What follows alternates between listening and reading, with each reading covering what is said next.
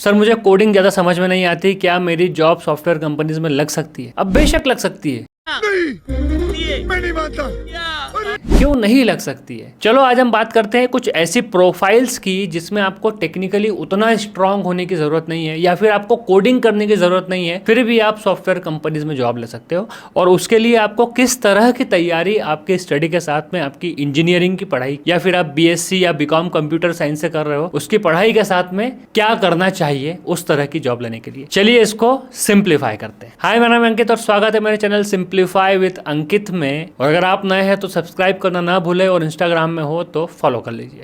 तो सबसे पहले तो सॉफ्टवेयर कंपनीज में सिर्फ डेवलपर काम नहीं करते, बहुत सारी ऐसी प्रोफाइल्स भी है जिसमें डेवलपमेंट करना नहीं पड़ता। उसमें सबसे पहली प्रोफाइल है सॉफ्टवेयर टेस्टिंग की, और सबसे अंडररेटेड प्रोफाइल है। कॉलेज की स्टडी के दौरान सॉफ्टवेयर टेस्टिंग की बात कोई नहीं करता। 1, 2 साल, 3 साल, 4 साल एक्सपीरियंस टेक्निकल लीड को 20 लाख से 25 लाख रुपए सैलरी मिलती है सर्विस बेस्ड कंपनी में। आजकल सॉफ्टवेयर टेस्टर भी 30, 40 लाख रुपए सैलरी उठा रहे हैं और कोई तैयारी नहीं करता। इवन सॉफ्टवेयर टेस्टिंग की बात ही नहीं होती कि ऐसी कोई प्रोफाइल भी होती है। मेरी first job as a test engineer ही लगी थी, और जिस कंपनी में लगी थी वो टेस्टिंग कंपनी ही थी। पुणे में कम से कम 50 ऐसी कंपनी है जो सिर्फ टेस्टिंग करती है, dedicated to testing. So software testing एक बहुत तगड़ी प्रोफाइल है।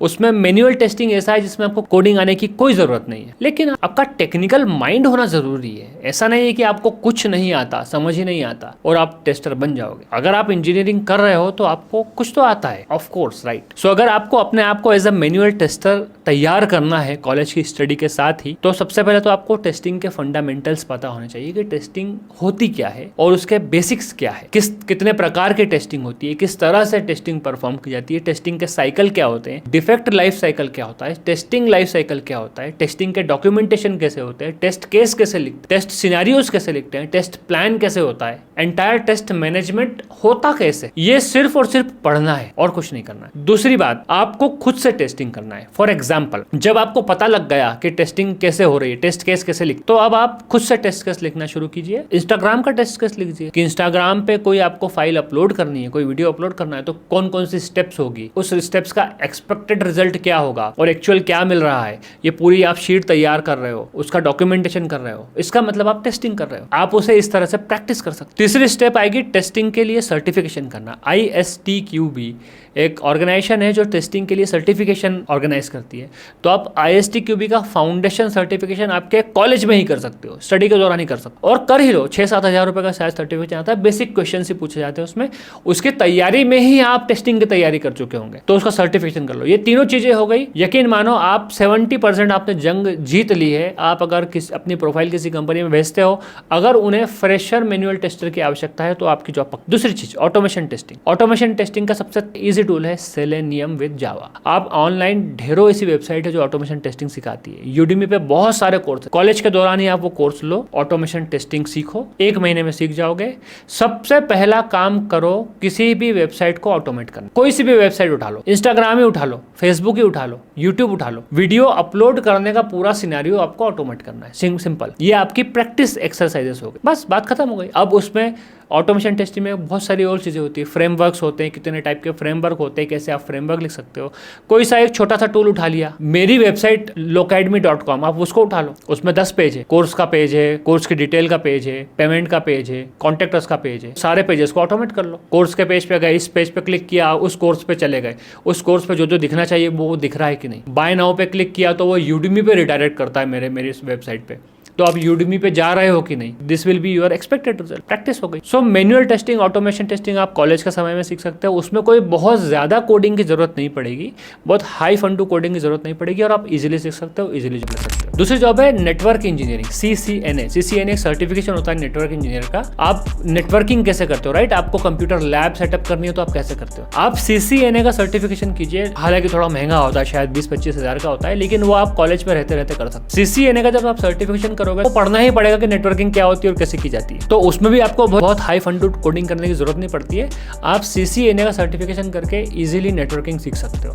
उसका सर्टिफिकेशन नहीं भी करो तो उस सर्टिफिकेशन की पढ़ाई करके आप सीख सकते सकते हो। कोई यूट्यूब पे कोर्स ले लो 300 रुपए का, इसमें भी आपको कोडिंग की जरूरत नहीं पड़ेगी। तीसरी प्रोफाइल है डेवऑप्स। अब डेवऑप्स बहुत वास्ट प्रोफाइल है, समझा नहीं पाऊंगा इस वीडियो में कि डेवऑप्स क्या क्या करता है, बहुत कुछ करता है। लेकिन आप सिंपली शुरुआत कर सकते हो वीएम मैनेजमेंट से। अगर आपने क्लाउड कंप्यूटिंग सुना है तो AWS Azure cloud computing platform है। आप AWS पे ऐसे बहुत सारे फीचर्स है जो फ्रीली अवेलेबल है या 12 महीने के फ्री ट्रायल पे अवेलेबल है। आपको सिर्फ आपके क्रेडिट कार्ड की इंफॉर्मेशन देनी है वहाँ पे, और आप उनके फ्री टीयर सर्विसेज है उनको आप सब्सक्राइब कर सकते हैं। अब आप वहां से वीएम सीख सकते हैं। आपको कोई सा कोर्स जरूर लेना पड़ेगा इसका, और हो सके तो आपके शहर में कोई क्लास है तो आप क्लास भी ज्वाइन कर सकते हैं वीएम मैनेजमेंट की। आप वो क्लास ज्वाइन कीजिए, समझिए कि क्लाउड कंप्यूटिंग कैसे काम करती है, वीएम कैसे काम करता है, पूरा वीएम मैनेजमेंट समझो। ताकि आप पूरा सीख तो नहीं पाओगे उसको, क्योंकि उसके लिए एक्चुअल टीयर वीएम होना जरूरी है। वो तो आपको कंपनीज में ही मिलेगा, लेकिन एक आइडिया जरूर मिल जाएगा। उसका सर्टिफिकेशन भी होते हैं AWS के 7-7 हजार में, बहुत सारे Azure के भी होते हैं। आप 2-3 सर्टिफिकेशन कर सकते हो। आप कॉलेज से निकलोगे, आपके रिज्यूम पर रहेगा कि you know VM management, you have AWS certification with you, आपने Azure का सर्टिफिकेशन किए है, इंटरव्यू कॉल आएगा ही आएगा। इजीली आप वीएम मैनेजमेंट में या फिर as a desktop support engineer job ले सकते हो अगर आपको वीएम का नॉलेज है तो।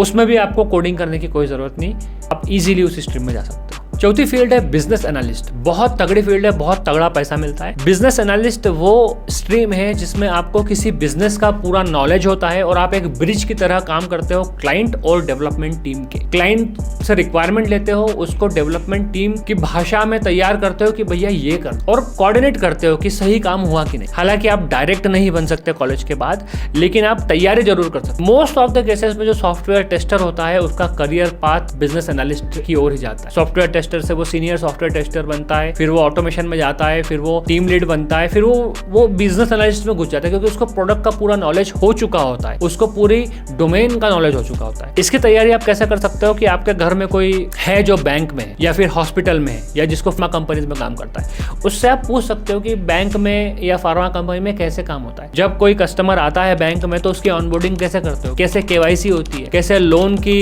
लैंडिंग होती है, क्या क्या डॉक्यूमेंटेशन होते हैं, क्या क्या प्रोसेस है। अगर आपको ये प्रोसेस पूरी पता है, पूरे डॉक्यूमेंटेशन किस तरह से होता है सब पता है, इट मींस आपको डोमेन अंडरस्टैंडिंग है, तो आप इजीली बीए बन सकते। हालांकि कॉलेज से ही आप एज अ फ्रेशर बीए नहीं बन पाओगे, लेकिन आप उसके डायरेक्शन में तैयारी जरूर कर सकते हो, ताकि आपकी जब जॉब लगे 1-2 साल बाद आप मूव हो जाओ, उसमें भी आपको कोडिंग करने की कोई जरूरत। तो ये तो सिर्फ 4 फील्ड हुई, ऐसी बहुत सारी फील्ड है जिसमें कोडिंग करने की जरूरत नहीं पड़ती, और सॉफ्टवेयर कंपनीज में उस तरह के एम्प्लॉयज की जरूरत पड़ती है, और तगड़ा पैसा भी मिलता है, 20 लाख, 25 लाख, 50 लाख तक भी, अगर मैनेजमेंट प्रोफाइल्स है तो अगर आपको कोडिंग नहीं आती तो उसमें डरने की बात नहीं है कि यार कोडिंग नहीं आती मेरा क्या होगा। Coding is just one profile. बहुत सारी ऐसी प्रोफाइल है जिसमें नॉन कोडिंग बैकग्राउंड के भी बंदे इजीली अच्छी जॉब ले सकते। आई होप कि आपको आपके सवाल का जवाब मिल गया होगा। अगर आपको भी कोई सवाल है बिल्कुल पूछिए, कमेंट कीजिए, उसका जवाब दूंगा मैं। तब तक के लिए जय हिंद।